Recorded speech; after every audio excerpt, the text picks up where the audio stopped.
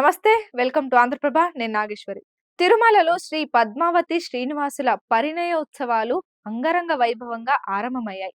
ఈ నెల 19వ తేదీ వరకు కొనసాగనున్నాయి. నారాయణగిరి ఉద్యానవనాల్లో ఏర్పాటు చేసిన పెళ్లి మండపంలో వేద మంత్రోచ్చరణల మధ్య శాస్త్రోక్తంగా పరిణయోత్సవాలు ప్రారంభమయ్యాయి. వేలాది మంది భక్తులు శ్రీవారిని దర్శించుకుంటున్నారు. తమ మొక్కులను చెల్లించుకుంటున్నారు.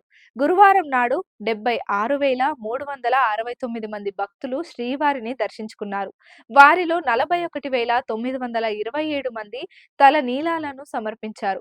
హుండీ ద్వారా 3.63 కోట్ల రూపాయల ఆదాయం తిరుమల తిరుపతి దేవస్థానానికి అందింది. సర్వదర్శనం టోకెన్లు ఉన్న వారికి స్వామివారి దర్శనానికి 24 గంటల సమయం పట్టింది. కంపార్ట్మెంట్లన్నీ నిండిపోవడంతో పాటు సీతాతోరణం వరకు క్యూ లైన్ ఏర్పడింది. క్యూ లైన్ లో ఉన్న వారికి ఎలాంటి అసౌకర్యం కలగకుండా టీటీడీ అధికారులు చర్యలు తీసుకున్నారు. అల్పాహారం, పాలు, మంచినీటి వసతి కల్పించారు. మొదటి రోజున శ్రీమలయప్ప స్వామివారు ఉభయ నాంచారులు ఊరేగింపుగా పరిణయోత్సవ మండపానికి వేంచేపు చేశారు. మలయప్ప స్వామివారు గజవాహనాన్ని అధిరోహించగా ఉభయ నాంచారులను పల్లకీపై ఊరేగింపుగా మండపానికి తీసుకొచ్చారు. పెళ్లి మండపంలో ఎదుర్కోలు, పూలదండలు మార్చుకోవడం, పూల బంతులాట, నూతన వస్త్ర సమర్పణ కార్యక్రమాలు సాంప్రదాయబద్ధంగా జరిగాయి. అనంతరం ఆస్థానాన్ని నిర్వహించారు అర్చకులు.